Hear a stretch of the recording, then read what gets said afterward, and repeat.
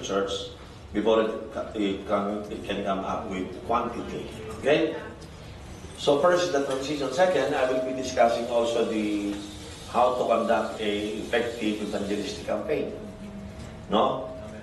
Halimbawa po, when we practice effective evangelistic campaign, in the next 12 days po, for example, sa church po namin, when we do it effectively, we're able to come up, nag-open po kami ng panibagong almost 800 new cell group na yun. In a matter of 12 days. So, paano nangyari yun? So, because that's an effective evangelistic campaign.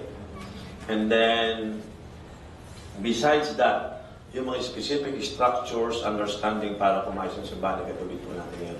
Hopefully, in the next 2 days po na pag-stay niyo po dito, marami kayong magiging gagawin para maayos po yung simbahan. May prepare for multiplication. And then, pangatlo, yung buhay ng mag-asawang pastor. Amen. Kasi para sa akin, kayo ang pinaka-secret weapon dito eh. No? Kahit marunong kayo sa vision, pero kung kayong dalawa, sandali, dito ba lahat yung asawa niyo? Baka wala ka dito, ha? Andito ba yung mga asawa niyo? Amen. Asan yung tiri niyo? Baka dito, wala. Baka akala ko lang, andito, wala pala. Sino ba yung wala? Ha? So, yung mga asawa niyo, baka naglilinis pa ng pinggan, dapat nandito na sila, ha? Baka naglilinis. Okay, good. Okay, palakpakan natin.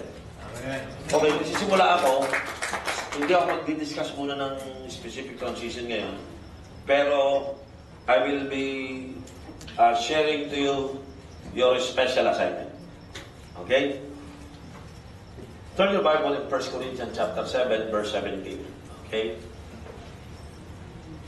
Let me start from telling you that every one of you is called by God. Do you believe this?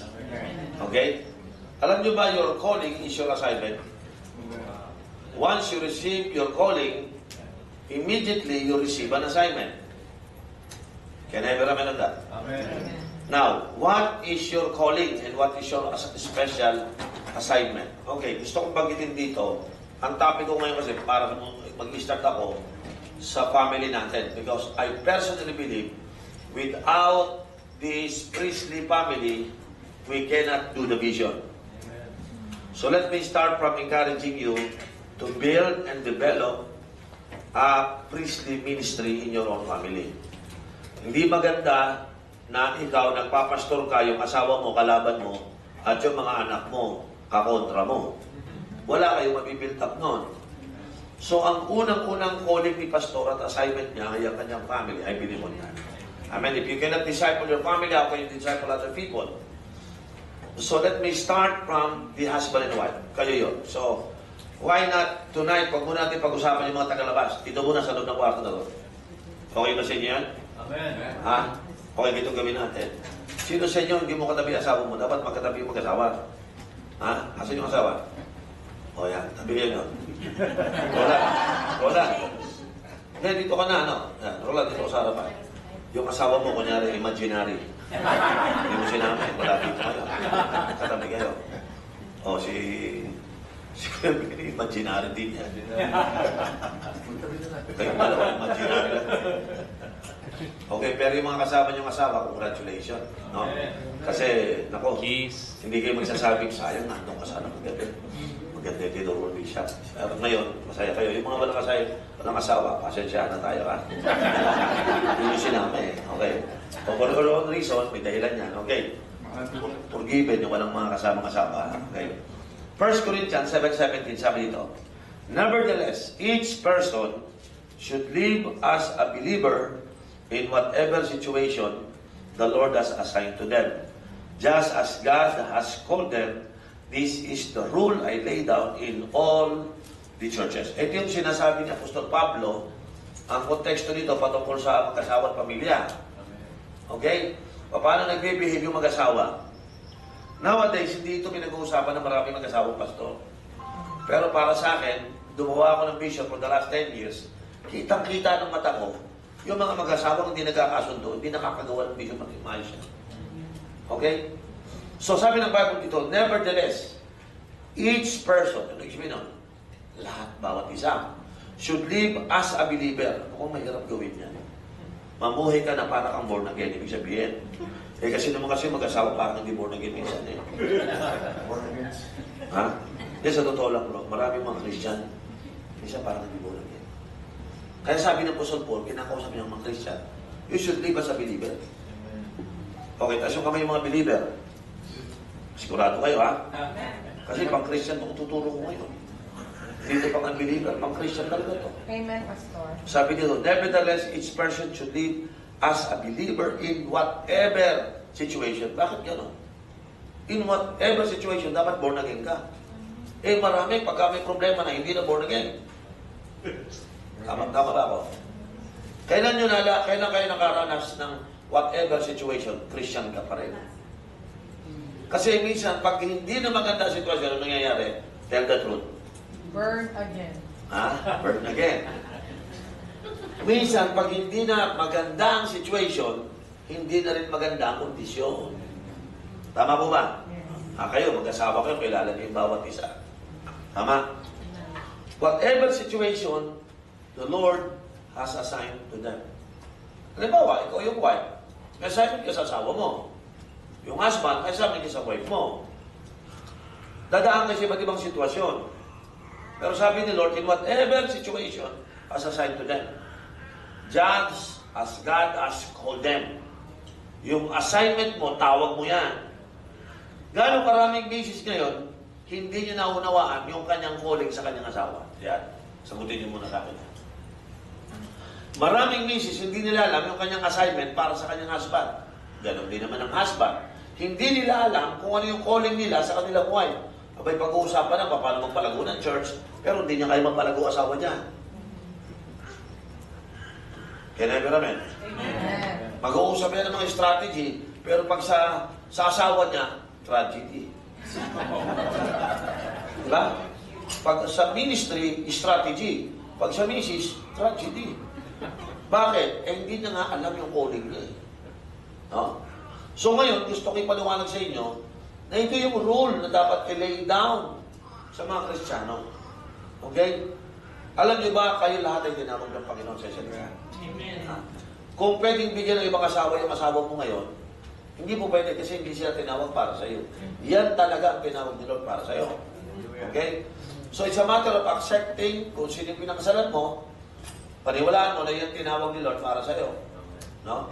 Pagkamat yung asawa ko, lagi niya sinasabing napilitan lang po kay Bishop O'Neill. Pero wala siyang magawa, siya talaga tinawag para sa akin. No? So ginagawa niya assignment niya. Di ba? So ako din naman, nakita ko, pasalamat siya, di ba? Nakita ko siya. So ginagawa ko din naman yung assignment ko. Thank you.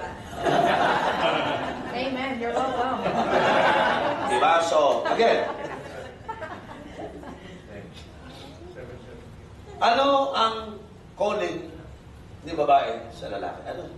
Pag sinabing tinawag ako sa asawa mo, minsan alam natin para kami tinawag na pastor. Pero ano talaga yun? Ano ibig sabihin niya? Ha? Minsan kasi, spiritual language lang yung tinawag kami ni Lord sa isa't isa. Ha? Sige, gawin natin applicable yan. Gawin natin activated yan. Ang ibig sabihin ng niyan ganito, tinawag ako ni Lord para to carry your burden. Kaya na ba yun? Ito yung sinasabi ni Lord sa atin, na kayo'y nag-asawa, ang calling mo, assignment mo, yung asawa mo kay Lord, yun ang assignment mo, sasama ka sa asawa mo, sa babae mo na ito, ha? You become the helper, ibig sabihin, when you become the helper, kung yung babae, you carry the burden of your husband. Ha? Tagabuhat ka na, huwag ka na maging pabigat. Ha? Ikaw yung tagabuhat ng burden niya. Ang problema sa wife, hindi na tumutulong, nagpapabigat pa. Tawa nyo, ang babae, ang tawag sa'yo, helper. Tama po ba? Meaning to say, pag sinabing helper, ikaw yung nagkikerry ng burden, na kinikerry din ng asawa mo. Ang lalaki kasi, pag ang pastor, medyo mahirap na ministry niya, you know? Pag ikaw napasama sa asawa mo, it is your job to carry the burden also ng iyong asawa. Ama, amen po ba? Amen. Minsan ng mga babae, mahilig mag-scoring system. No, ikaw gumawa niya, ako, nakaka-20 points na ikaw, 1 point ka pa lang ngayon. Tama? Amen. Minsan ng mga babae, magaling ang Sa totoo naman, mga babae, mga talented talaga yan eh. Ang asawa ko, 1,300 siya ko 700 lang. So, lamang talaga siya. Pero minsan, paano kung gagamitin niyo yung laban sa akin?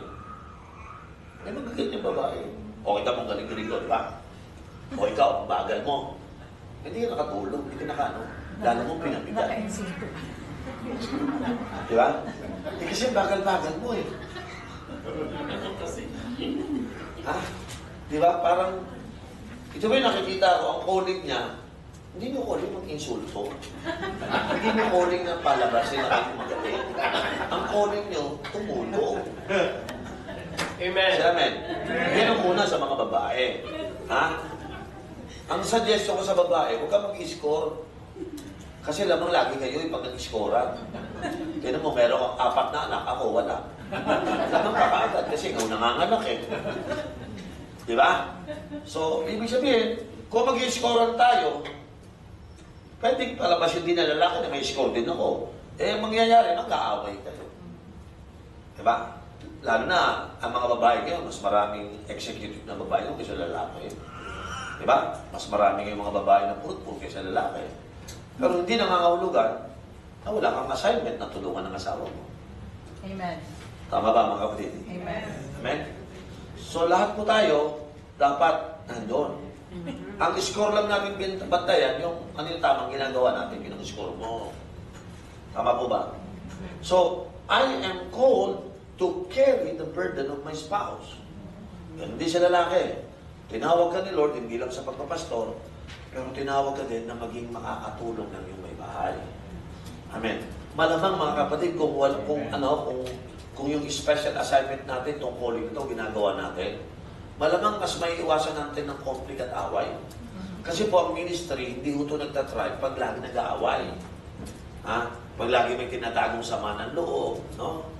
Usually, pag ang babae nagtago ng sama ng loob, bumabelo lang yan, may konti, parang volcano yan, sasabog yan. No? At pag sumabog yan, grabe, daming laba. Labada, ibig sabihin.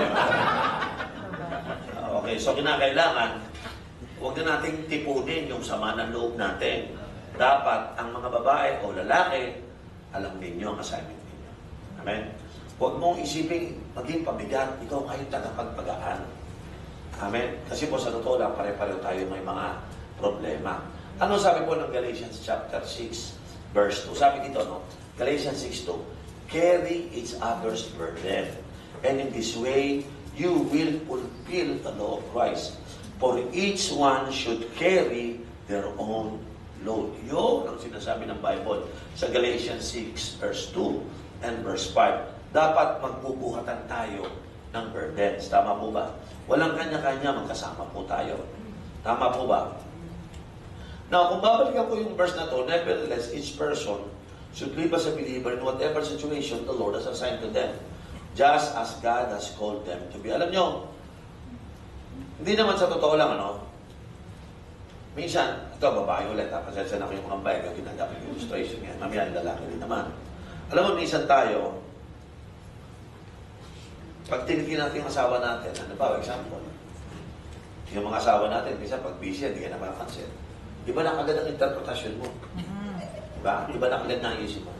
Parang hindi niya ako mahal. Diba?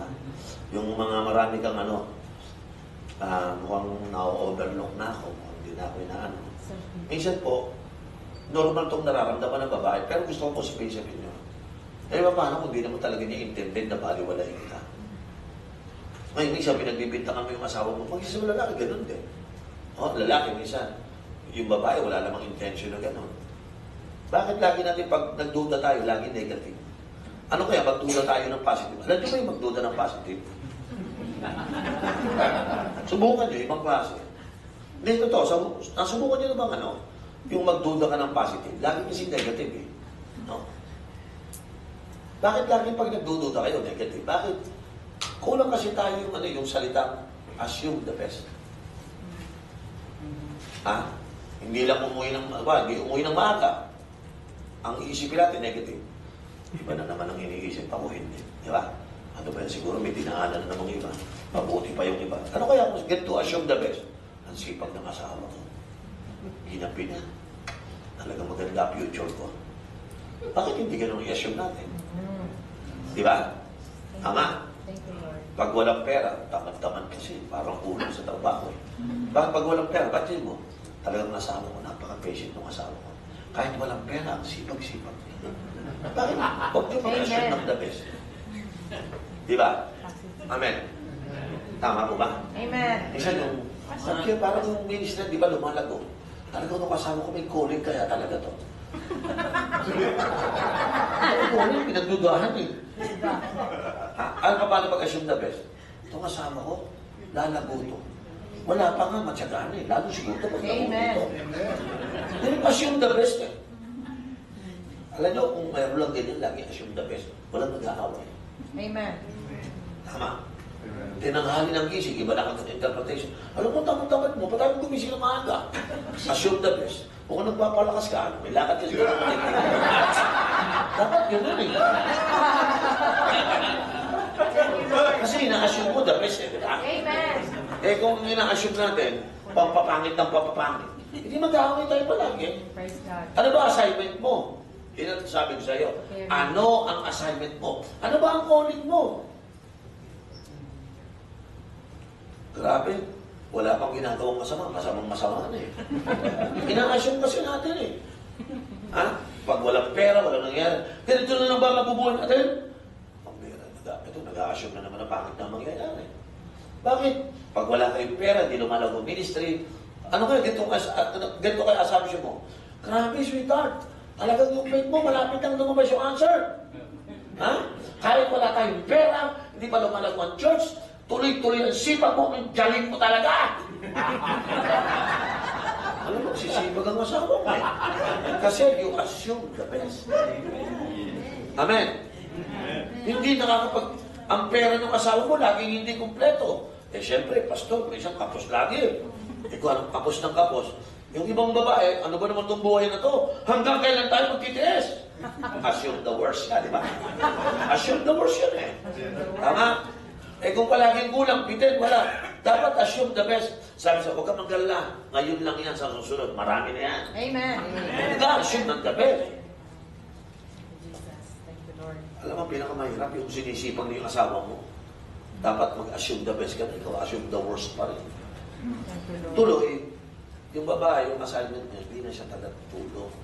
Tagatulak. Diba? Yung sinasabi kong calling mo to carry the burdens, hindi na. Nagiging sama ka na sa pabigat.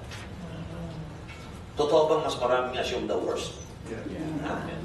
Sino sa inyo may attitude na assume the best? Ha? Assume the best. Thank you, Lord. Yan, yung lalaki makakapagsabi niya, hindi mo masabi. Sabihin yung lalaki kasi, siya nakakaramdam niya kung assuming the best yung babae. Amen. Ganon din naman yung babae. Alam niya kung yung husband is assuming the best. Amen. Parang nakita ko, pareho tayong ma-assignment. So we should assume the best. Tama mo ba? Amen. Tama? Amen. Minsan ang lalaki mag-operate sa wife. Alam mo, lagi na lang pala yung nakikita mo. Wala kang nakikita sa maganda. Assume the worst na naman. Dapat, pag yung husband mo, sinasabihan ka, ito dapat mong gawin. Tapos mo, alam mo, galing-galing mo talaga, hindi mo ako pinapapayaan. Alam ko, may maganda kang plano sa akin. Amen. Ganun ba sinasabi natin? Thank you, Lord. Hindi, ang sinasabi natin, yan pa na naman, wala kang, puro ka paninira, puri. Wala na akong ginawang mabuti, lahat masama. O, kita mo. Wala ka naman. Sabi ng husband, parang kita matuturo ako, ganyan ka. Alam mo, ako dapat makinig ako sa husband ko, pero pag tinuturuan na, galit pa. Kasi nga assuming the worst. Amen. Bakit itong, kaya nga sabi ko, kaya niyo bang baliktarin yung assuming the best ang alagin nating isipin? Thank you, Lord. Ha? Alam niyo, kung may mga mag-asawa, lahat assuming the best ang nangyayari. Walang mag-aaway. Amen. Kasi marami babae, laging duda eh. Duda. Kahit anong linis na motibo mo, ganyan na naman talagi, lagi mo na lang ako nakikita. Eh. Diba? So yung mga lalaki hindi na magsasalita. Kaya lang away lang yan. O kaya, kung yung babae naman balik ka, hindi nila magsasalita din yung babae. Kasi nga, wala. Pag nagsalita, hindi assuming the best eh. Masarap makipag-usap sa tao yung assuming the best. Yes, Lord. Amen. Hindi ka matatakot magsalita ng pangit eh. Alam mo, ito nangyayari. Alam mo, balik sa'yo. Hindi, maganda yan. Maganda yan. Ay, yung assuming the best. Napansin ko, hindi yung ito uso kahit sa mga Christian family. Kahit sa mga pastor. Yung filtering system natin sa isip natin, hindi natin naisip, mahal ako nito eh. Sigurado, dahil mahal ako nito, wala tong iniisip na masama laban sa akin.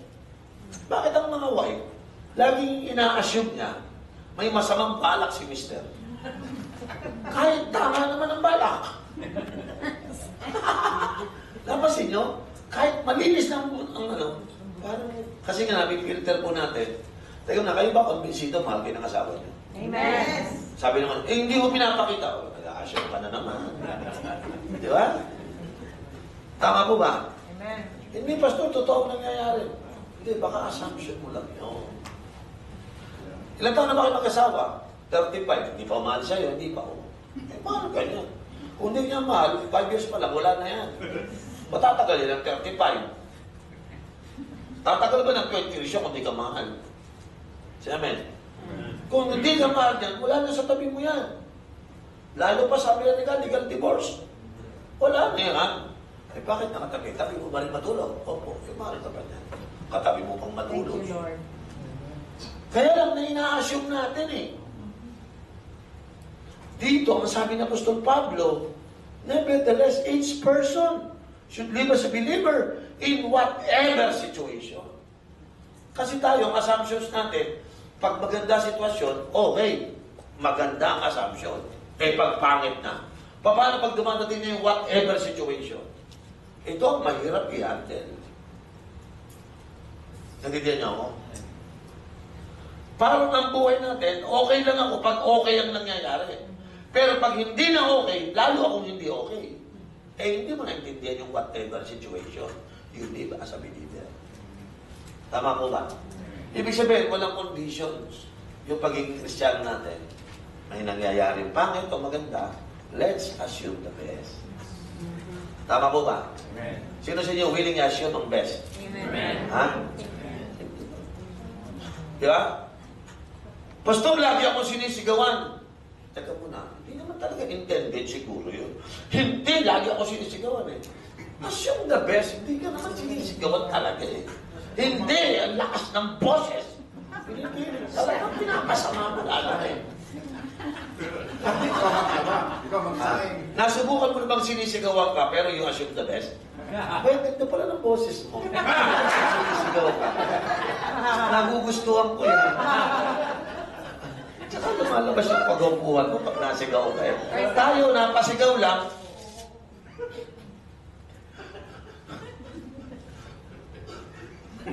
You're hurting me. Kasi nasigawan mo ako. Kasi ang ina-assume mo kasi gano'n. Nandiyan niyo ako? Amen. Minsan naman, yung mga lalaki, wala naman talaga intention sigawan tayo. Minsan napapataas lang yung boses kasi minsan makulit ka. Intention niya bang gano'nin ka? Hindi naman talaga intention niya. Kaya lang, ang iniisip mo, assume the worst ka lagi. Paano kung ugali mo, purong assume, ang na-assume mo lagi, mali. Ito nakita ko, may asawa ko eh. Pag kami nagkababangayan, iniisip ko palagi, dapat assume the best lang ako. So ako, kaya kong ikalma sarili ko. Kasi assuming the best ako. Kalmado, sige, okay lang, kalmado. Yun, may tanong sa akin, Pastor, bakit ikaw? Pag may mga taong maano sa'yo, ba't parang wala kang kapalag-palag tahimik ka na? Kasi ang ina-assume ko the best ang mangyayari. Thank you, Lord. Pag ako nag-assume ng pangit na mangyayari, ay hindi ako magpapagulang. Taga-Quiapo ako eh. Kung sunto ka ng ganito, dadali ko kayo kung gusto mo. Pero alam ko kung ano pa paano mag-assume ng the best. Thank you, So Lord. kahit ano man nangyayari, kaya ko i-control ang sarili ko. Kasi ang ina-assume ko, may magandang mangyayari. Thank you, Lord. Ha? Sino sa inyo naniwala may maganda pang mangyayari sa asawa niyo? Amen. Ina-assume niyo na ba? Amen. Sigurado kayo? Amen. Yung iba kasi kung ano na sinasabi sa akin, yung asawa ko, makausap ni ate dyan ng mga 3 araw. Para sigurado, maboborn na gano'n yan. Walang ina-assume eh. Why not? Tingnan mo yung tawag mo yun. Sabi mo sa kanya, I always assume the best for you. This is the best for you. Amen po ba? Sino yung mataas yung assumption mo? Yung asawa mo will be the best person for you. Huwag na yung simula kasi nung binadadalaga kayo, ang gaganda ng assumption yun. Pag siya ng pangasawa ko, hindi siya ang aking presisyon. Eh, kinasab, Diyos ko, puti mo mo siya sa pala. Bagong assumption. Diba? Naalala niyo ba nung bago kayo nanliligaw? Matindi. Tandang pag ikaw nanliligaw, lahat positive ang assumption. May nagsabi, alam mo, yun ka sa Love is ayaw, blind. hindi, mabait yan. Di ba? Tama? Alam mo, ganyan mo. Hindi. Di ba? Kasi nag-a-assume ko nga na maganda eh. Eh, paano pag tumatanda tayo na wala yung assumption eh? Do we still assume the best? Amen. Thank you, Lord. Ito yung ibig sabihin ng best na yun. In whatever situation. Good. Man. Di ba? Good. Totoo lang, pag masama na yung situation, masama na rin yung assumption. Yeah. Tama mo ba? Ha? Sino sa inyo malaki na duda sa asawa niyo? Parang ibang-iba na siya ngayon. O kaya sabi mo, noon pa man ganyan na yan. Hindi na nagbabago yan. So nanggigigil ka ngayon, di ba? Tama? Tama po ba? Bakit hindi ka mag-assume ng maganda? Thank you, Lord. Ibabasahin ako sa inyo. Sabi dito, Song of Songs 2:15. Ito sabi niya. Catch for us that foxes, the little foxes, that ruins the vineyard, our vineyards that are in bloom. Bakit sinasabi ng Bible, hulihin niyo yung foxes niyan habang bata? Kasi yun, pag lumaki yun, wawasakin nun yung fruitfulness ng buhay niyo. Kaya hindi kayo pinag-a-assume ng masama para yung maliliit na bagay, hindi nalalaki. Minsan ang mag-asawa, nag-aaway, hindi naman sa malalaking bagay. Saan? Saan? Sa maliit. Sa maliliit. Sa mga little foxes. Little foxes, yeah. Tama? Sabi ng Bible, yung little foxes, may kakayanan manira yan eh. So ano ginagawa? Inuhuli, pinapatay. Tama? Inuhuli, pinapatay mga little foxes na yon para hindi na lumaki, hindi na siya makakapanira ng buong vineyard at yung fruitfulness ng vineyard mo makukuha mo. Alam mo, maraming couples, kaya-kaya nila maging mag-bless na family. Pero alam mo, hindi nila naalagaan nila yung maliliit na foxes, tinago nila sa puso nila. Yung maliliit na samaan nila, pinintay nila. 20 years na pala yung sama ng loob, hindi nila hinuhulit, pinapatay. So hanggang ngayon, may mga little foxes sila. Alam niyo nangyayari, lumaki yung maliliit na foxes na yun. Naging issues na sa life nila hanggang minsan nag-divorce. Minsan pinagawayan. Kasi nga nung maliit pa lang yung foxes, hindi nila pinatay. How do you kill them? You assume the best. Mamamatay yung mga literal. Alam niyo, pinakapangit na mangyari, magkasama ng asawa. Pero may arguments ka laban sa kanila. Yun ang mga little foxes nila. Hindi magagawa ang vision pag nagkita. Kasi lagi kang may argument sa asawa mo. Alam mo naman ang babae, lalo pag babae, pag may arguments, yung memory niya, grabe, ang talas. Naalala ko patanda mo, ito ginawa ko sa akin, nung kapag ganyan, story ka na.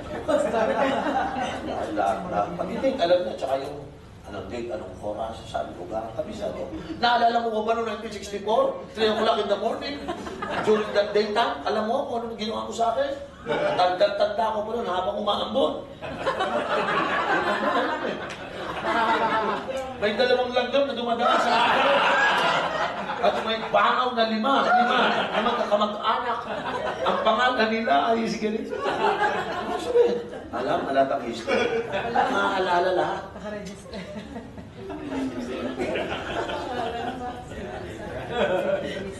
Again, anong pamatay doon? Pinapatay natin, yung pinapatay natin mga foxes na yan. Then, sa totoo lang, may ganyan ba sa mag-asawa? May mga little foxes? True. Sige, sabihin nyo, kayo Amen. ba walang little foxes? Meron lahat tayo na. Amen. I have my own, my wife has his own. Pero kung hahayaan natin yung mga little foxes na yan, na mag-prevail sa ating relationship, yan ang wawasak ng pamilya natin. Kaya Paul said, in whatever situation, live like as a believer. Amen po ba? Amen. Siguro sa gabi ito, mas maganda siguro bago kayo matulog. Yung assignment ninyo sa asawa ninyo. Tinawag daw tayo. Ito yung, this is the law, the rule that I laid down. Yun daw yung rule. No? Mga kapatid, hindi lang tayo tinawag ni Lord to carry our burdens. But pinili tayo ni Lord, tinawag ang assignment mo is to assume the best for your spouse. Amen po ba? Amen. Do not carry small grudges against your spouse. Iwasan ninyong magkaroon kayo ng tinatawag na arguments. Amen. Ano sabi ng Proverbs 19 verse 11?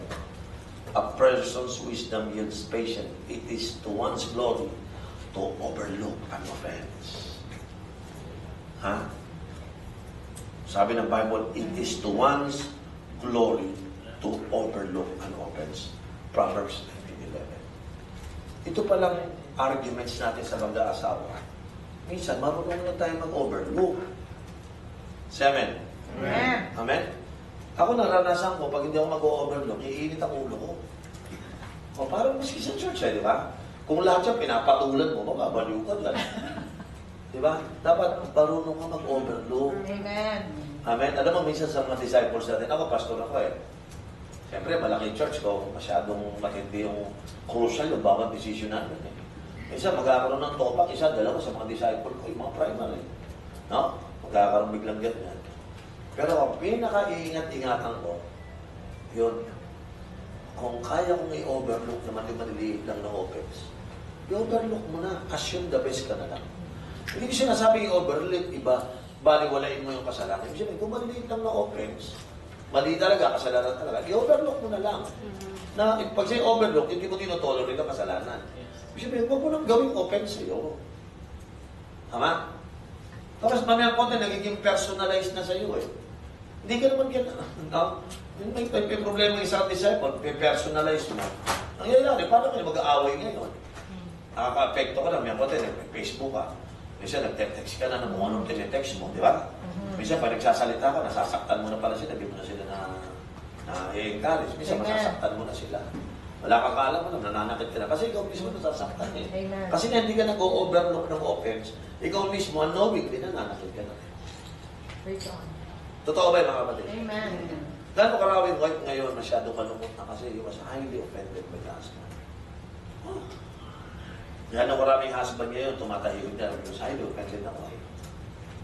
It could always happen to us. 7. Amen. Kung hindi tayo marunong mag-overlook, hindi tayo tatagal sa ministry. Yes. Tama po ba? Amen. Kung konting gabot, away. Little pox, buhay, patayin na tayo. Diba? Kaya ang little pox, hindi yung binubuhay, pinapatay na kaagad yan. Yung maliliit na mga offense, huwag yun ang palakihin. Or else, makakasagaman. In fact, sabi niya, yung little pox na hindi mo pinatay, pag lumaki yan, wawasakin ang buong binyag mo, hindi mo na makikita yung bunga ng binyag mo. Totoo yan. Dahil sa mag-asawa, lagi nag-aaway. Imbis na gumagawin sila, hindi sila, wala silang kapayapaan, nagugulo Diyos din na. Nag-aaway sila eh. Apektado yung pagkaroon ng simbahan. Yung fruitful ng mission, apektado. Why? Wala mga mag-asawa kasi hindi masya kanilang relationship. Sino po ba natututunan? Amen. I think this is a very serious matter. Yes. No? Iwasan din yung pick a fight in every little things. Diba? Konti lang, away na tayo. Ano ba naman yan? Away na naman. Away na naman. Away na naman. Lahat ng maliliit ng away, basta gulero kayo. Diba? Amen? Tapos pagdating mo sa church, praise the Lord, hallelujah. Away mo lang kayo. Praise the Lord ka dyan. Diba? Kasi may mga tao kasi, they always pick a fight in every little thing. True. They don't know how to overlook. Argumentative. Tama? Amen. Tama. They don't know how to practice. Ha? Assume the best policy. Diba? Always assume the best policy. Tama? May makita kang offense, huwag mong i-assume na mali. I-assume mo, hindi, may magandang mangyayari lang. Kasi nga, pagka ganyan ang ginagawa natin, nasisira tayo. Ang dami ko nakita, mga kapatid, yung babae na they always pick up fight in everything things. Masyado na yun ang may misinterpret ng asawa. Alam mo, pag offended ka kasi, para kang nana. Alam mo yung nana? Konting, ay! Iba ba yung konting, di ba, pag may nana ka, ipahawak ka, may bata, may sugat ka. Huwag kang didikit sa, di ba, parang yung mga minsan, yung mga, you are hurting, konting ganun na, mga away ka na. Kasi, you are hurting when you are hurting. You will be hurting people when you are hurting. Kaya makukonklud mo, ang people na hurt, ang hurt. Amen. Oh, if you are hurting, you will hurt other people. Kaya dapat tayo healed. Tama? When you are healed, hindi ka na nananakit. Kailan yung mapupunta yung level na hindi ka na nananakit? Because you learn how to assume the best. No? Tingnan mo ha. Minsan kahit wala kang masamang intention, masama kang tao. Kasi nga, hindi na tingin sa ano eh. You don't see things as they are eh. You see things as you are eh. Di ba? So kahit anong gandang linis na motibo ng asawa mo, lagi nakikita mo, mali ginagawa niya. Kasi nga, you see things as you are eh. Hindi you see things as they are. Yan ang nakita. Kahit anong linis ng budhi, linis ng ayos ng pananalita, mamasakit. Bakit? You don't see things as they are na eh. Yes. You see things as you are. Ganon ka na pala kasi. Kaya warat na lahat ang tingin. Tama? Tama? Amen. If you are highly offended, everything is offensive. True. So you have to let God heal us. Tama po ba mga kapatid? Do not pick a fight in every little things. Pag kayo nakapag-asawa ng isang babae o isang lalaki na sa konting gimot, nakikipag-away, ang hirap mong mabuhay sa ganyan. Masyado kang mag-iingat mabuti. Wala ka ng freedom na gumalaw ng kung sino kasi baka ma-open eh. Baka pag-nagsalita ka, magalit eh.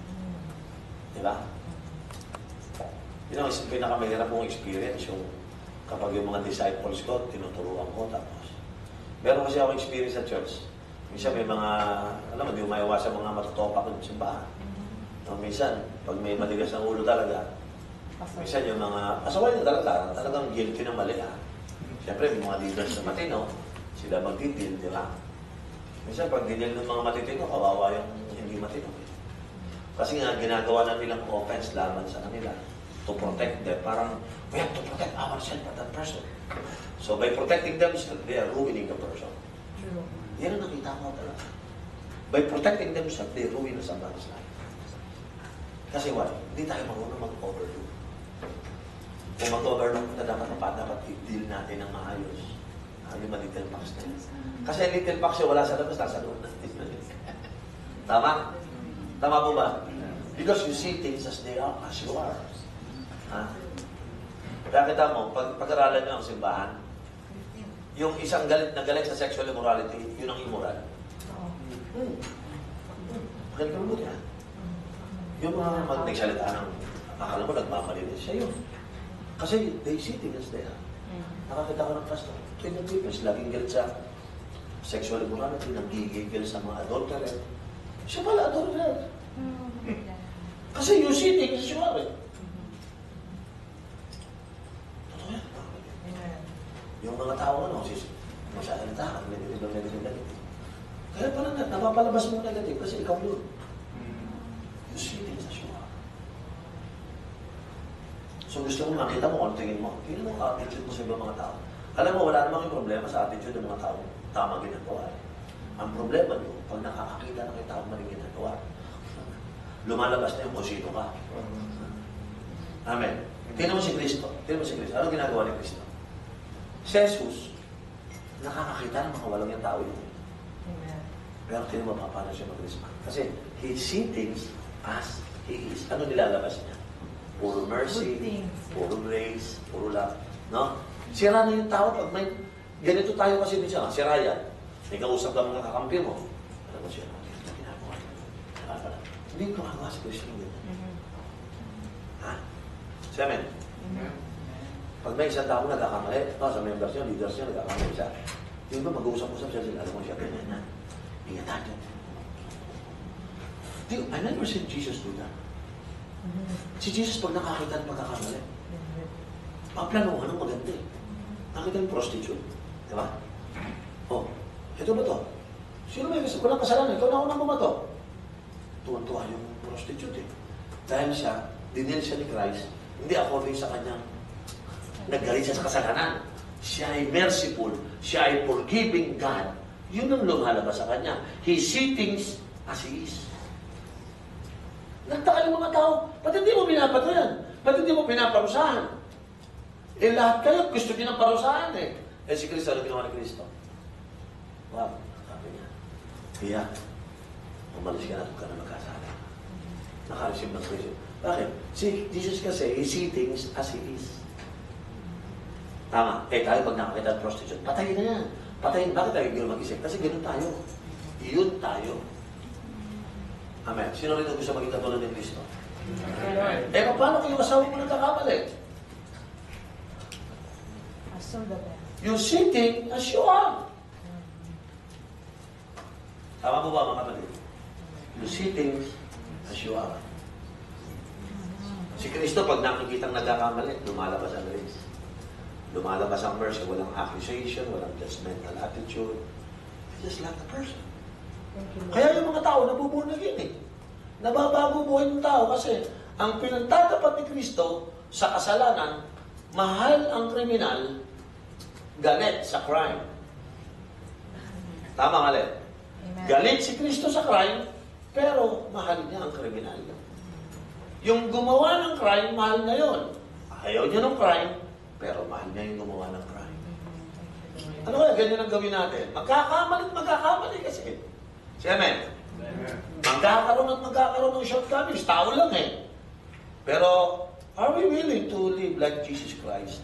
That instead of condemning, judging the person, you behave like Jesus Christ. Tama po ba? Amen. Assume the best.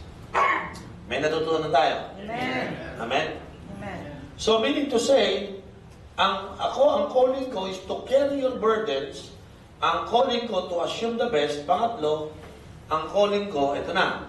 Okay? Sa life mo, matuto kang may contentment. My calling is to live with contentment. Huwag kang makipag-compete sa asawa mo. Eh bakit ikaw sa'yo pera ako wala? Naku, competition yan. Ha? Bakit ikaw labas ka na labas ako hindi? Ay, competition yan. Di ba? Tama po ba mga kapatid? Dapat no competition, no comparison. Minsan na mag-asawa, magko-comparison yan. Eh ba't ikaw nakakalabas ako hindi? Eh ba't ikaw nakakapanood ng sine ako hindi? Comparison yan. Why? Kasi nga, kinukumpit mo yung asawa mo eh. Amen. Amen. Kami, buong pamilya kami. Ang pinagkakaingat-ingatan ko sa pamilya ko, yung sumimangot yung asawa ko. Alam niyo kung bakit? Pag si Jer ang sumimangot, palungkot na lang ang bahay. Sigurado. Yun ang prinsipyo sa bahay. Kung gusto niyong masaya, huwag niyong palulungkotin si Mrs. Dahil kahit maganda plano, aalis na tayo. Pag lumungkot si Mrs., lungkot ang bakasyon. Sino yung nangala doon? Para pag masaya yung queen, masaya tayo lahat. Amen. Kaya minsan, pag ako magkakasama na, kami ng anak ko kasama ko, namamasyal kami minsan. Pag minsan, malungkot yung asawa ko, sabi ko sa kanila, pinalungkot niyo yung nanay niyo, lahat tayo lulungkot. Palulungkotin, lulungkot tayo. Alam mo niyo naman, yan lang ang pampasaya natin. Pag yan masaya, masaya tayo lahat. So yung mga anak ko, tinutulang ko yung panlulungkot yan. Pag nakita mo asawa lungkot, kahit anong ganda ng sarap ng pagkain, nasa Disney lang pa kayo, walang kwenta na Disney. Hindi na Disney lang. Wasteland. Tama ba, sister? Tama. Don't dare to make your wife sad. Amen. Ikaw ang apektado dyan. Tama ba, Elmer? Pag siloy siya nalungkot, patay na. Sira na ang araw natin pare-pareho. Ang huwag yung sisirain ng araw, yung misis nyo. Huwag talaga. Yung tatay, sirain yung araw, tuloy pa rin. Pero yung nanay, patay Totoo pa ba? yan. Ha? All wives say amen. Kasi sa totoo lang, diniset talaga ni Lord, ang nagseset ng tone, yung wife. Ewan ko ba't nagkaganyan yan. Yung mga mode na yan, naku, nasa asawa yan talaga eh. Pag yung wife, Ako ko, sa'yo, Marga, pero totoo rin ba sa inyo? Pag si Beth ang nalungkot, wala na. Hindi na tuloy lakad, tulog na lang tayo. Totoo yan, Pastor. Ha? Amen. Wala na, hindi na tuloy. Bakit? Malungkot yung nanay nyo. Sisirain nyo na yung gastos natin. Kahit sa Boracay pa to, wala. Boracay tayo dito. Bakit? Eh kasi nga po, pag ang wife, walang buhay ng contentment, lulungkot lang. Amen po ba? Stop having comparison and competition with one another. Amen? Tayo mga lalaki, tayo nagpo-provide for everything. Pero gusto kakalimutan, si Mrs. talaga nagsiset ng tone, ng mode. Amen po ba? Yes. Amen? Pero gusto ko sabihin sa inyo mga lalaki, if your wife is not happy, you are failing. Amen. Oh, you are failing. Kaya pag ang asawa nyo nalungkot, bigo ka na kaagad. Bigo ka na. Hindi ka na mabubuhay ng matagal. Gusto nyo bumaba ang buhay nyo? Pasayahin nyo ang asawa nyo. Pag nag-shopping, bigyan nyo ka $10,000. Ano pasabi? Diba? Sino po naniniwala? If your wife... Naka-record yun. Pastor, interest ka sa ba? May interest ka. Kasi playing it naman. Tignan nyo, sabi ng Philippians 4:8. Finally, brothers and sisters, whatever is true, whatever is noble, whatever is right, whatever is pure, whatever is lovely, whatever is admirable, if anything is excellent or praiseworthy, think about such things. Ang ganda na sinabi ng Bible. Amen po ba? Ang kunin talaga natin, pagkasama mo asawa mo, kontento ka na. Ha? Kontento ka. Huwag ka makikipag-compete, kontento ka na. Tama? Gusto niyang bumili ng 5 sapatos, makontento ka, bigyan mo. Ikaw, isa lang, sa kanya 5, okay lang. Parehas tayo, di ba? At least, pantay tayo. Di ba sa'yo, isa sa akin? Pantay ba rin tayo? Huwag mo isipin, ba't siya madami ako? Kasi may mga mag-asawa, nagko-competition eh. Di ba? Sa sapatos pala, nagko-contest. Sa damit. Ha? Minsan sabihin ng asawa sa kanyang asawang babae, sweetheart, kailan ka ba titigil mamili? Sabi ng wife, pag tumigil ka na.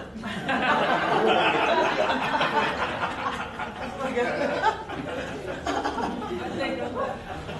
Diba? Minsan yung competition nila, hindi natatapos. Amen? Minsan matatapos lang yan pag mga edad 65. Yung wala nang gana bumili ng sapatos. Yung luma na lang. Bakit? Eh, mamamatay na tayo, bibili pa tayo ng sapatos. Parang gawin na lang yung makikita. Ano ibig sabihin po dito? Basahin mo ito itong Philippians 2:8-9. Sabi mo ng Bible, and being found in appearance as a man, he humbled himself by becoming obedient to death, even death on a cross. Therefore God exalted him to the highest place and gave him the name that is above every name. Amen. Alam niyo po, ang pinakamahirap kapag nasa whatever circumstances ka na, yung ang papakinggan mo, yung Lord, hindi yung naging ng kapata. May time kasi, hinanag ka ng asawa mo eh. No? Sino sa inyo, instead na tumahimik, alalabang ka? May mga ganyan. Yung pag ninanag siya, lumalakan. Kaya mo bang gawin ba? Ikaw lalaki, ninanag ka ng asawa mo. Yung bang tipong, let God be God ka. Ha? Naranasan niyo ba yung let God be God attitude? Because sometimes your wife is unstoppable eh. Lalo pag niratrat ka niya, yung siya, automatic yung weapons niya. Tapos hindi ganun eh, hindi banana type eh. Massive distract. Massacre talaga pag nagsalita eh. Hindi ka nabubuhayin. Kaya mo bang mag-let God be God o lalabang ka, magsasalita ka? Diba? Tama. Sino sa inyo kaya yung I let God be God? Kasi ang assignment mo sa asawa mo is to carry the burden. To be content with whatever circumstances. Pero ang mahirap kasi, yung kapag yung Hindi mo ma-fix ang situation. Would you said, let God be God. Amen? Sabihin mo sa asawa mo pag makulit, sabihin mo sa ang ganda, ang lakas ng pampatahimik. Sweetheart, let God be God always. Pero matatahimik. Kasi there is power when you say, let God be God. Kasi minsan yung mga wives, siya ang God eh. Pero when you said, let God be God, matatawa ka. Kaya nga, dalawa mamaintinig mo, either naging wife or God whisper. Di ba? Tama. Ano ba pakinggan mo? Sige nga. Pag nadinig mo yung God whisper, magsasalita ka na agad eh. Let God be God. Eh pag naging ang nadidinig mo, lalaban ka. So can you please let God be God? So that at the moment of whatever circumstances, ang nadidinig mo, Panginoon, hindi siya. Amen po ba? Mahirap makipag-usap sa gera patani na ang nadidinig mo yung boses, ma-open ka, magagalit ka, di ba? Pero pag siya nagsasalita ng rat-rat, pero ikaw naman ang pinapakinggan mo, Panginoon, salamat, Lord. Amen. Purihin ka, Ama. Let God be God. Hindi mo natatanggap yung naging niya sa'yo. Nadidinig mo yung whisper ni Lord. Sana makasingit si Lord, di ba? God be God. Kasi sa toro mo, pag na-open ang babae, manda ka na. Oo, pag na-open siya, manda ka na. Pag nagalit siya sa'yo, humanta ka na. Kahit siya mantago, puputing ka kayo. Ang madidinig mo yung boses niya na malamang bumawi ka. Kaya nga, pagka ganon, ang panlaban mo na lang, Lord, isa sa assignment ko sa iyo, Lord, I will let God be God. Assignment mo yan, ha? Assignment mo to let God be God in your circumstances. In whatever circumstances, let God be God. Tama po ba? Amen. Doon magkakaroon ng time opportunity to expect, to assume the best. Thank you, Amen. Lord. Amen. Now, sino naniniwala na yung asawang babae ay CEO? CEO. Yung wife nyo, CEO yan. O mga wife dapat kayo CEO. Chief Encouraging Officer. Dapat siya mga babae. Akala niyo siya pinuno. Sabi siya naman ng master, CEO. Yan ako, CEO o Chief Encouraging Officer. Okay, hindi ho siya ang master, ha? Siya yung Chief Encourager ng mga husband. Mga wife, sino sa inyo ready gawing CEO ka? Ha? Kung may mag-encouragement sa'yo, hindi magmumula sa labas, yung wife mo. Amen. Ang wife, as I suggest, ang wife, sa vision na ito, kayo ang number 1 fans ng lista nyo. Ha? Sa sobrang, di ba, pag fans ka, pag ikaw yung fans, napili ka pa, pag nakikinig, ay! Kinikilig ka palagi. Ha? Amen. Siyempre, asawa si bro. Nakikilig pa ba yun sa'yo?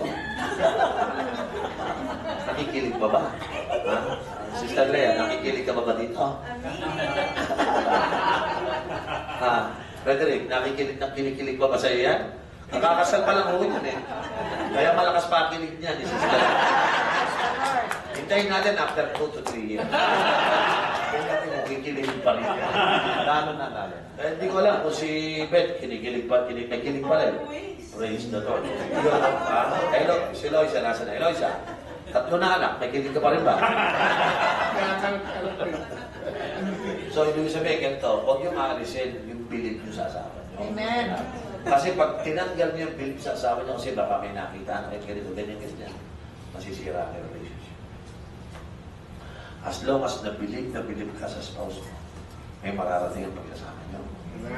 Amen po ba? Kasi nga, hindi ho ninyo inaalis yung. Hindi dapat inaalis, mga kapatid, yung assignment ko na yan. Yung assignment ninyong, ako ang CEO. Ako ang CEO ng asawa ko. Chief Encouraging Officer. Amen? Baka maunahan pa kayo ng Facebook. Kasi alam mo ang pastor, nakaka-receive ng napakaraming encouragement sa Facebook yan. Mag-post lang ng picture si pastor. Mayroon pati, abangan mo yung trend niya. Ako, pastor, we'll pray for you. Kailangan, kahit isa pa nga lang, misis, wala doon eh. Wala. Kasi nga, hindi na siya CEO eh. Ha? Ang problema mo, pag naunahan ka na ng Facebook, patay ka na. Ha? Ang alam mo gagawin ni Mister, kaabangan na lang yung Facebook. Kasi dun siya na ka. So dapat, huwag ka magpapaulo sa Facebook. Sabi, malakas ang Facebook, kaya Facebook. Pag ako nagpipicture, isang picture lang, grabe, ang daming, Pastor, bless na bless ako sa'yo. Pastor, you're my hero. At sabi ko lang, itong dahil ito, makilala itong mga ito. Sabi ko, buti pa itong mga hindi ko kilala. Hero-hero ako sa kanila. Dapat sa asawa, lalong gano'n. Amen. Baka, sabi ko, baka maunahan pa ng Facebook. Amen. Alam bakit malungkot ang maraming husband? Kasi ang isa lang nilang ine-expect, inaasahan ng dalawang CEO, yung wife. Kaya makupad pa. Tapos tuwing lapit, assume the worst. Hindi na nag-encourage ng asar pa. Di ba? So yung lalaki, wala nasisira. Tama po mga kapatid. Amen. Alam niyo, ang pinakamasarap madinig ang encouragement to the person whom I really love. Pag ako nag-preach, sabihin pa na lang ang tao ang galing ko. Pero hanggang si Jen, hindi nagsasalita ng ganda. Hindi ako nagagandahan. Pero pag si Ate Jen yung sabi, alam, ganda ng teaching mo. Yes. Praise the Lord. Mama, pag ganun ka eh. Pero minsan yung mga misis hindi nagsasalita yan. Kaya naman sabihin. Kasi hindi niya nga nakikita sa sarili niya na ikaw, assignment ko sa Lord yan. Encourage mo asawa mo. Amen. Thank you, Lord. Yung CEO, ang nag-assign sa iyo, si Lord. Trabaho ko yan. Eh, ba't pinapatrabaho ko sa iba? O ngayon, wala ka ng trabaho. Hindi ka na pinapansin. Bakit? Siyempre, yung nag-encourage sa'yo, yun ang masarap samahan eh, no? Tama po ba? Amen. Pero pagka, hindi mo na siya dinidiscourage, pero hindi mo rin siya ini-encourage. May mga wife na hindi dinidiscourage ang husband eh, pero never din ini-encourage. Ha? Andiyan lang ako sa'yo, support ako sa'yo. Tapos ano pa? Wala, hindi mag-encourage yun. Hindi rin siya mag-discourage, pero hindi. Ang assignment mo, hindi yun. Yeah. Ang Amen. assignment mo, CEO. Thank you, Lord. Ikaw, ang chief encourager mo sa akin. Wala namang mga tao, di ba? Karamihan ka, hindi totoo yun. Ako, hindi ako dahil nakikinig sa encourage pinagin ako. Kasi karamihan ko, flattery lang yun. Diba? Ano? Diba? Flattery lang yun. Pero, hindi na talaga totoo minsan. Pero pag nagsalita niyo po asawa, siyempre mga wife, pag nagsasalita naman, totoo naman talaga sila. Baka naman binobola naman, galing-galing mo.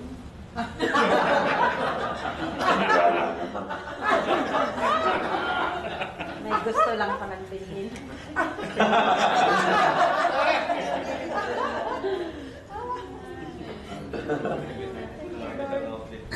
Preach on. Encourage natin sila. Thank you, Lord. Mabait lalaki pareho kayo magiging. Ang ministry natin hindi biro eh. Alam mo, kung yung church mo hindi lumalago, kahit huwag mo nang encourage, hindi naman nagpapalago eh. Okay lang, kahit huwag mo encourage, wala naman dapat eh. Wala naman dahilan eh. Pero yung pang-asawa mo nangangarap, gusto mong palago ng church. Kaya bawat pastor na gusto mong palago ng church, anong klaseng demonyo aabutin niya? Ang dami. Lulusogin ang demonyo yan. Tama? Amen. Sumama ka pa. Eh, saka pa sa lumusog yun. Dapat, pag lumulusog ang demonyo, ikaw sasalubong. Paano mo sinasalubong? Encourage. Amen. Kaya mo yan, sweetheart. Tama? Tama ko ba mga kapatid? May sabihin ako sa inyo. Sa ministry, sa mag-aasawa, may point na may feeling ka one day na parang ayaw mo nang gawin. Oo, kasi nga, disappointed ka na eh. Di ba? When was the last time you are so disappointed? I think everyone of us experienced that. When you deal with your spouse, yung disappointment mo, grabe. Pero dali natutunan ko. When you are disappointed, do it anyway. Subukan nyo. Ang lakas ng power. Yung parang ayaw mo na rin siyang pansinin, pero do it anyway. Parang wala nang reason to assume the best, do it anyway. Tama? Parang ayaw mo na siyang encourage, do it anyway. Yan ang kailangan natin gawin. Kasi yun ang gusto ng Panginoon sa atin. Na ano man ang nangyayaring pangit, hindi man naganda ng sitwasyon, pero may assignment tayo eh. Tama po ba? Amen. So gagawin ko na lang. I will do it anyway. Parang hindi niya na-deserving eh. Pero yun ang assignment ko eh. I will do it anyway. Remember, kayo ginawang asawa. Assignment mo yan. Yan ang calling mo. Sometimes you don't feel doing your calling and your assignment. But because sometimes you feel that hindi na to deserving. Ha? Hindi na to deserve. In fact, I don't feel doing it na, Pastor Mel. Well, you can feel that way. But I tell you, your success in your husband and wife relationship is not according to your feeling. Sometimes, it depends so much on your decision. I made a decision. That sometimes, I don't want to do it, but I want to do it anyway. Sa totoo lang, pag nagawa natin ito, maganda pong pamilya ang mabubuo natin. Amen po ba? Amen. Bakit ako nagsimula sa oras na ito ng ganito? Kasi alam ko, di natin ito magagawa kung di natin kasama yung spouse natin. Amen? Amen. Ngayon pa lamang pag-aralan nyo na kayo tinawag sa isa't isa. Meron kayong assignment. Meron kayong calling. Na anuman ang mangyari in whatever situation, may assignment ka. Dapat gawin niya. Tama po ba? Amen? Tingnan nyo to. One day, you got a lot of friends, marami kang kaibigan. Pero one day, we will be lying on that bed. Tingnan nyo kung sino katabi. Yung mga kaibigan mo uuwi, yung mga mag-anak mo uuwi. Pero mag-stay sa'yo, sino? Asawa. Asawa. Thank you, Lord. Amen. Siya pa rin uuwi. Tama ba, kapatid? Amen. Siguro makakasama mo doon yung anak mo, pero katabi mo talaga doon. Yung asawa mo rin. Bakit? Bakit siya gumagalap? Kasi yun ang binigyan nila ng assignment para sa'yo. Amen. Amen po ba? Yes, Lord. Sino mas maganda ngayon pa lamang? Thank you, Lord. Pagandahin natin itong bagay na ito. Para hanggang dulo, masaya tayo. Amen. Amen. Amen po ba? Sino sa inyo willing magbago sa inyong asawa? Say amen. Amen. Sino sa inyo ready? Ayusin na natin ito. Amen.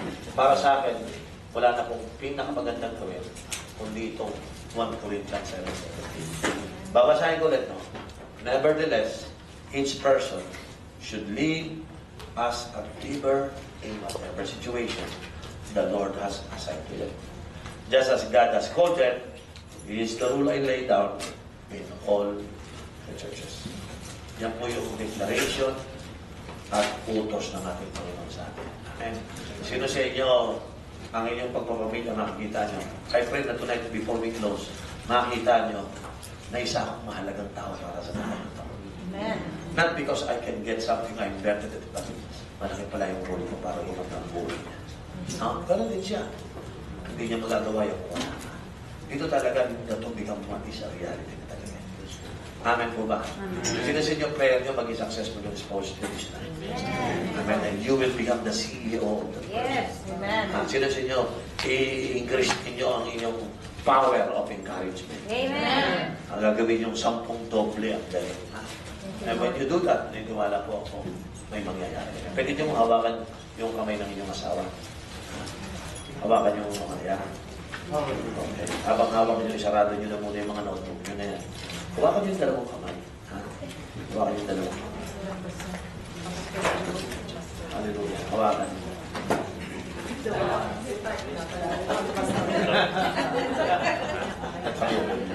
Bukas magtuturo. Babawi. Pabawi. Okay. Okay. Gawin natin ganito. No? Sabihin niyo sa may asawa. Okay, I want you to repeat after me. No? Sabihin mo sa spouse mo, I thank you that you are a special person that God has given me. Sabihin mo sa partner mo, I receive a special assignment. I receive my special calling. That in whatever situation, I will assume the best. Let's pray. Father, we thank you for this evening, Lord, for calling us back together to your throne in prayer. Lord, thank you for our spouse, Lord. that you have called, that you have chosen for us, Lord. Oh, yes, Father. Lord, they are great gifts for us, Lord. Thank you. We pray that our spouses, Lord, that would continue to grow, will continue to be one with us, Lord, even as we fulfill our calling, Lord. Lord, today we pray that you would change our mindset, that we would always assume the best, Lord. That we would speak highly to one another, Lord. Panginoon, I pray that starting tonight, Lord God, yung reality ng priestly family, Lord God, ay mangyari sa atin. I pray for our children. I pray for our spouse, Lord. Magkaisa kami para sa lahat. Lord, salamat na raise mo ang aming mga wife to become chief encouraging officer. Yes. Salamat na pinili mo sila, Panginoon, to carry burdens with us. We pray for your protection and guidance, wisdom and understanding, and most of all, empowerment of the Holy Spirit, that they might fulfill your will, Lord. Salamat, Ama. We give you glory and praise, Lord, in Jesus' name. Amen. Amen. Thank you, Lord. Okay, it's already 9.